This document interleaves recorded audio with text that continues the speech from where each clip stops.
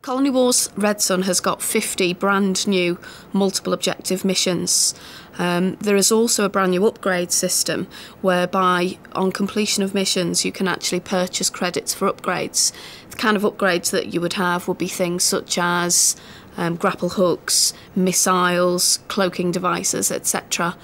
There are now about 10 land-based missions in the game, which represents a much larger amount of land-based gameplay than what players would have played in the previous Colony Wars game. From a lot of the consumer feedback that we received, this was one of the areas that we really wanted to push to the limit.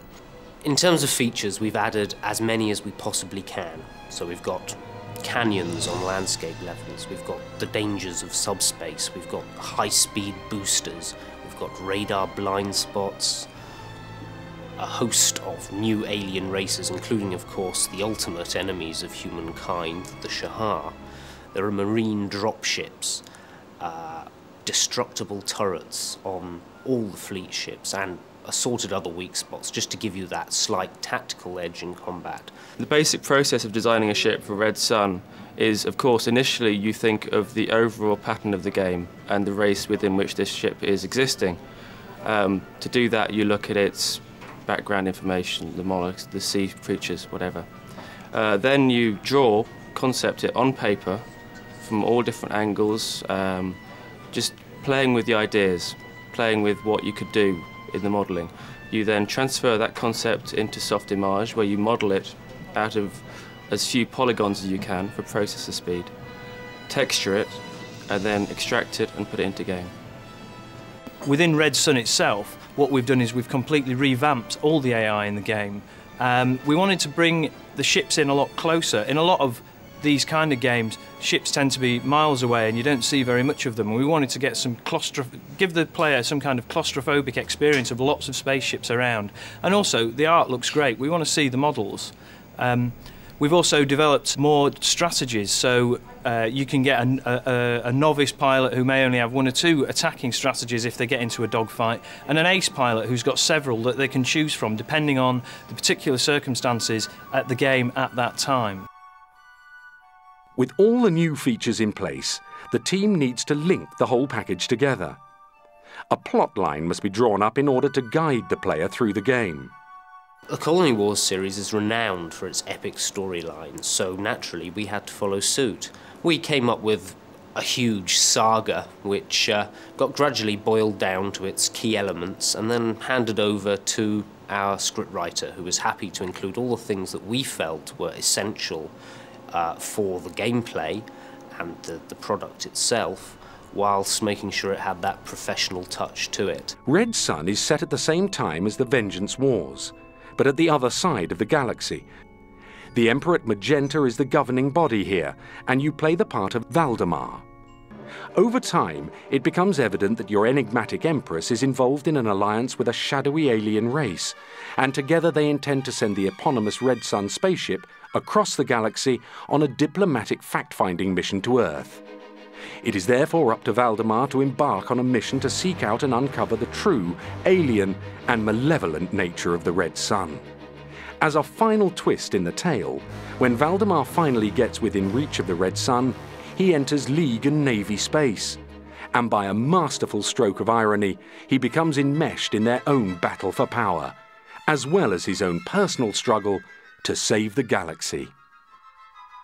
The classical soundtrack in the 2 previous Colony Wars games has proved very favourable with the public.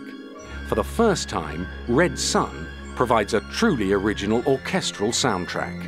The first stage in the soundtrack is composition, which was mine, done to picture. FMVs were done to sketches of early versions of FMVs. They were handed over to me, I wrote to picture. Once I've done the composition and tied it into all the synchronisation with picture, it's then passed on to an orchestrator who takes the composition and turns it into sheet music that 70 people can play in an orchestra. For me, it was very much like working in the sound studio doing a film track anyway. Gary writes these great scores for video games, but on this particular occasion he wanted to use a full symphony orchestra on the soundtrack. So my job was to translate his music rearrange it for the full symphony orchestra, then take the symphony orchestra into the sound studio and record it for the soundtrack of the video game. Things like how loud a piece of music should be, when to go for a more subtle piece of music, is very influenced by what's happening in the game. The instrumentation of the music is very influenced by the look of the game. If it looks very futuristic, if it's got lots of busy excitement in the visuals and so on, that influences the type of choice you'd make about instrumentation. Not only does the storyline embrace the kind of ideas you would find on sci-fi series on television or cinema, Red Sun offers the player a wondrous cinematic experience in the form of full motion video, or FMV. We were asked, what were we trying to achieve with the FMV, which is a question that plagues the entire games industry, because games are games and film is film. As they say, film people should not do games, and games people should not do films. But here, the FMV was done to strictly advance the story. Hence, again, why I brought in the professional scriptwriter, even the music, help from the BBC, written by Gary McKill in-house here, to advance the whole story. FMV was strictly, in my mind, bookends to nicely package the whole Colony Wars Red Sun game. The FMV sequences have taken a separate team of 4 artists over 6 months to complete. Our aim was to recreate the cinematic values of the great sci-fi movies, with their huge space battles and larger-than-life characters, all backed by the magnificence of an orchestral score. The full motion video, which is synonymous really with Colony Wars, is something that we wanted to take a lot further with Colony Wars Red Sun, and we do feel now that it's of the quality that you would expect to find in your local multiplex cinema even. I'm glad to say that it really is even better than what you would have seen on the 2 previous Colony Wars games. Of course, the sequels have led us to believe that, wow, I guess the previous games could have looked better, because each sequel looks so much better than the last. But, ever from the first game, I was completely satisfied. Not a complaint, and that's why each sequel has always been such a great surprise to find that, so many improvements had been made when I didn't even see that there needed to be any. So, will the Empire and the League be destroyed forevermore?